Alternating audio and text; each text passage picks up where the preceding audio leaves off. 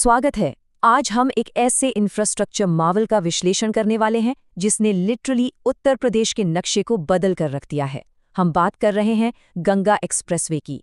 ये देश का सबसे लंबा ग्रीनफील्ड प्रोजेक्ट है जिसने रिकॉर्ड समय में बनकर तैयार होने का एक नया इतिहास रचा है। आखिर इसे कब बनाया गया, इसकी ज़रूरत क्या थी और इसने कनेक्टिविटी को कैसे बेहतर किया? चलिए एकदम डिटेल में इस एक्सप्लेनर में समझते हैं। ओके, तो जल्दी से देख लेते हैं कि आज हम इस एक्सप्लेनर में किन मुद्दों पर चर्चा करने वाले हैं। हम शुरुआत करेंगे इसकी ज़रूरत और बदलाव से। फिर देखेंगे इस पूरे प्रोजेक्ट की इंटरेस्टिंग टाइमलाइन, इसका 594 किलोमीटर्स का रूट, स्थानीय लोगों और स्मॉल स्केल बिजनेस पर इसका असर, और आखिर में इसकी सेफ्टी फीचर्स और आने वाले कल की इकोनॉमी। तो section 1, the need and the shift. आखिर इतने मैसिव प्रोजेक्ट को शुरू करने की क्या ज़रूरत पड़ गई थी? देखिए, उत्तर प्रदेश का एक बहुत बड़ा हिस्सा एग्रीकल्चरल बेल्ट है और वहाँ हिस्टोरिकली बेहतर कनेक्टिविटी की बहुत सख्त ज़रूरत थी, क्योंकि सीधी सी बात है, बिना आसान रास्ते के किसान की सबसे अच्छी फसल भी किसी काम की नहीं रह जाती। बिफोर और आफ्टर के इस अंतर को अगर ध्यान से समझें तो सिचुएशन की सीरियसनेस एकदम क्लियरली समझ आती है। पहले एक कोने से दूसरे कोने तक जाने में 12 से 14 घंटे का एक लंबा और थका देने वाला सफर तय करना पड़ता था। ट्रांसपोर्ट इतना स्लो था कि किसानों की फसल और सब्जियां मंडी तक पहुंचने से पहले ही रास्ते में खराब हो जाती थीं। पर अब क्या सिचुएशन है? अब सिर्फ 6 घंटे की हाई स्पीड रियलिटी है। इस सीमलेस लॉजिस्टिक की मदद से फसल बिना सड़े तुरंत बड़े शहरों की मंडियों तक आराम से पहुंच रही है। ये एक टोटल गेम चेंजर है। अगर हिस्टोरिकली देखा जाए तो वेस्टर्न और ईस्टर्न यूपी के मार्केट्स आपस में पूरी तरह से डिस्कनेक्टेड थे। इंफ्रास्ट्रक्चर की इस भारी कमी ने इस पूरे रीजन की इकोनॉमी के लिए एक बहुत बड़ा बॉटलनेक यानी एक रुकावट क्रिएट कर दी थी। लोकल बिजनेस की ग्रोथ मानो ठहर सी गई थी। इसलिए एक नए रास्ते का बनना बिल्कुल जरूरी हो गया था। आगे बढ़ते हैं सेक्शन 2 की तरफ, अ टाइमलाइन ऑफ प्रोग्रेस। ये जानना सच में बड़ा दिलचस्प है कि अलग-अलग सरकारों और प्रशासन ने इस इतने विशाल प्रोजेक्ट को सालों तक किस तरह हैंडल किया। किस सरकार ने इसे शुरू किया और कैसे ये योजना जमीन पर उतर आई, चलिए समझते हैं। अगर हम इसकी टाइमलाइन की बात करें तो दरअसल गंगा एक्सप्रेसवे की कहानी मायावती सरकार के दौरान शुरू हुई थी, जब इसका पहला प्रपोजल लाया गया। लेकिन उस वक्त रूट गंगा नदी के बिल्कुल पास था। नतीजा, एनवायरमेंटल हर्डल्स और जमीन अधिग्रहण की परेशानियां आईं और प्रोजेक्ट वहीं रुक गया। फिर अखिलेश यादव के कार्यकाल में भी ये प्रोजेक्ट पूरी तरह डॉर्मेंट ही रहा। कहानी में एक बड़ा टर्निंग पॉइंट आया साल 2019 में, योगी आदित्यनाथ सरकार के दौरान, जब इस रूट को नदी से थोड़ा दूर शिफ्ट करके नया आकार दिया गया और प्रयागराज कुंभ में इसको फॉर्मली मंजूरी मिली। उसके बाद दिसंबर 2021 में प्रधानमंत्री नरेंद्र मोदी ने शाहजहांपुर में इसका शिलान्यास किया, जहां जमीन अधिग्रहण पूरा हो चुका था। और अब प्रेजेंट डे की स्थिति देखिए, लगभग 36,000 करोड़ रुपए की लागत वाला ये प्रोजेक्ट सिर्फ और सिर्फ 3 साल के रिकॉर्ड समय में बनकर तैयार हो गया। इनक्रेडिबल है ना? Section 3, the 594 kilometre route connecting 12 districts. इस इतिहास के बाद अब थोड़ा इस एक्सप्रेसवे के जियोग्राफिकल स्केल की बात करते हैं। आखिर ये कनेक्टिविटी कहाँ से शुरू होकर कहाँ तक जाती है? तो ये हाईवे मेरठ के बिजौली गांव से शुरू होता है। वहां से निकलकर ये हैपुर, बुलंदशहर, अमरोहा और संभल होते हुए बदाऊं, शाहजहांपुर, हरदोई और उन्नाव को क्रॉस करता है।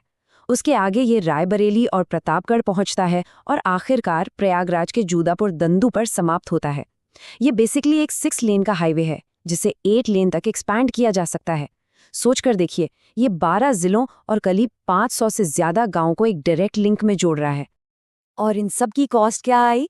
36,000 करोड़ रुपए। ये नंबर अपने आप में मैसिव है। इतने बड़े बजट से इस ग्रीनफील्ड प्रोजेक्ट को बिल्ड ऑपरेट ट्रांसफर यानी BOT मॉडल पर बनाया गया है। इसका ज्यादातर हिस्सा अदानी रोड ट्रांसपोर्ट लिमिटेड ने डेवलप किया है, जहां उसे ने कंस्ट्रक्शन और लंबा रिस्क उठाया है। एक और खास बात, इस पूरे सफर के दौरान गाड़ियों की टॉप डिजाइन स्पीड लिमिट रखी गई है 120 किलोमीटर पर आवर। इस हाई स्पीड पर सफर को एकदम सेफ और अल्ट्रा स्मूथ बनाने के लिए रोड पर पॉलीमर मॉडिफाइड बिटुमिन का इस्तेमाल किया गया है। ये टेक्नोलॉजी सड़क की लाइफ को काफी बढ़ा देती है। अब आते हैं सेक्शन 4 पर, empowering locals, overcoming challenges for small businesses. ये मेरे हिसाब से सबसे ज़रूरी सवाल है। जब भी इतना बड़ा कोलोसल स्ट्रक्चर बनता है तो ग्राउंड लेवल पर लोकल किसानों और छोटे व्यापारियों की ज़िंदगी पर इसका क्या असर पड़ता है, उनको क्या प्रॉब्लम फेस करनी पड़ी, चलिए इसको डिटेल में समझते हैं। देखिए, एक एक्सेस कंट्रोल्ड हाईवे आमतौर पर दोनों तरफ से सील होता है, तो सवाल ये उठता है कि एक बंद एक्सप्रेसवे गांव की स्थानीय कनेक्टिविटी को तबाह होने से कैसे बचाएगा। क्या इसका मतलब ये है कि कंक्रीट की एक मैसिव दीवार गांव वालों की डेली आवाजाही और उनके खेत को दो हिस्सों में काट देगी? इंजीनियर्स ने इस बड़ी चुनौती को आखिर कैसे सॉल्व किया? द क्रूशियल पॉइंट इज हर एक प्रॉब्लम का एक बेहतरीन इंजीनियरिंग सोल्यूशन निकाला गया। फार्मिंग कम्युनिटीज आपस में बट ना जाएं, इसके लिए पूरे स्ट्रेच पर 453 अंडरपासेस बनाए गए हैं ताकि सीमलेस लोकल क्रॉसिंग हो सके। पशुओं के मूवमेंट के लिए हाईवे के ठीक नीचे स्पेशलाइज्ड एग्रीकल्चरल पाथवेज यानी कृषि मार्ग बनाए गए, और छोटे शहरों को मार्केट एक्सेस में डिले न हो इसके लिए 17 से ज़्यादा इंटरचेंजेस बनाए गए जो डायरेक्ट टाउन्स को एक्सप्रेसवे से जोड़ते हैं। यानी ये सड़क उनके लिए एक रुकावट नहीं बल्कि एक नया पुल बन गई। आगे इसके फायदे क्या हुए? किसानों और छोटे व्यापारियों को इसका सीधा डायरेक्ट बेनिफिट मिल रहा है। गेहूं, धान और गन्ने की खेती करने वाले किसान अब दिनों में नहीं बल्कि सिर्फ घंटों में मार्केट तक पहुंच रहे हैं। ट्रांसपोर्ट का खर्चा तेजी से गिरा है जिससे उनका प्रॉफिट मार्जिन काफी बढ़ गया है। स्पॉइलेज कम होने की वजह से मार्केट में उन्हें फसल की बेहतर कीमत मिल रही है। एक तरह से लोकल बिजनेसेस के लिए एनसीआर और आगे तक का डायरेक्ट रास्ता खुल गया है, जिसने उनके लॉजिस्टिकल नाइटमेयर्स को हाईली प्रॉफिटेबल अपॉर्चुनिटीज में बदल दिया है। अब बढ़ते हैं आखिरी हिस्से पर, section 5, safety and the future economy. इस प्रोजेक्ट में लेटेस्ट टेक्नोलॉजी का इस्तेमाल कैसे हुआ है और फ्यूचर इकोनॉमिक प्लानिंग क्या है, चलिए इस पर एक नज़र डालते हैं। ये इंफ्रास्ट्रक्चर सच में बहुत स्मार्ट है। इसमें सोलर पावर्ड सीसीटीवीज और एआई ट्रैफिक मॉनिटरिंग का इस्तेमाल किया गया है। लेकिन इसका सबसे इम्पोर्टेंट सेफ्टी फीचर पता है क्या है? शोल्डर लाइंस पर लगी जान बचाने वाली रंबल स्ट्रिप्स। देखिए, एक्सप्रेसवे काफी लंबा और सीधा है, इसलिए ड्राइवर को नींद आने का खतरा रहता है। गाड़ी जैसे ही लाइन से भटकती है, ये स्ट्रिप्स एकदम तेज आवाज करती हैं जो ड्राइवर को तुरंत जगा देती हैं। ये एक लिटरली जान बचाने वाला फीचर है। एक और कमाल का नंबर देखिए, 3.5। ये एक्चुअली शाहजहांपुर के पास हाईवे पर ही बनाई गई इमरजेंसी एयर स्ट्रिप की लंबाई है, पूरे 3.5 किलोमीटर्स। इमरजेंसी आने पर इंडियन एयरफोर्स के फाइटर जेट्स यहां डायरेक्ट लैंड और टेक ऑफ कर सकते हैं। और इस रोड सरफेस की बिल्ड क्वालिटी कितनी जबरदस्त है, इसका एक एग्जाम्पल देखते हैं। एनडीटीवी के एक क्लोज्ड कोर्स टेस्ट में एक ऑडी RS Q8 ने यहां 303 किलोमीटर/आवर की स्पीड टच की। हालांकि ये स्ट्रिक्टली टेस्टिंग पर्पसेस के लिए एक बंद एक्सप्रेसवे पर था, पर इससे समझ आता है कि ये सड़क ग्लोबल इंजीनियरिंग स्टैंडर्ड्स पर पूरी तरह से खरी उतरती है। लेकिन बात सिर्फ यहाँ सड़क बनने तक खत्म नहीं होती। गंगा एक्सप्रेसवे पूरी डेवलपमेंट का सिर्फ स्टेप 1 है।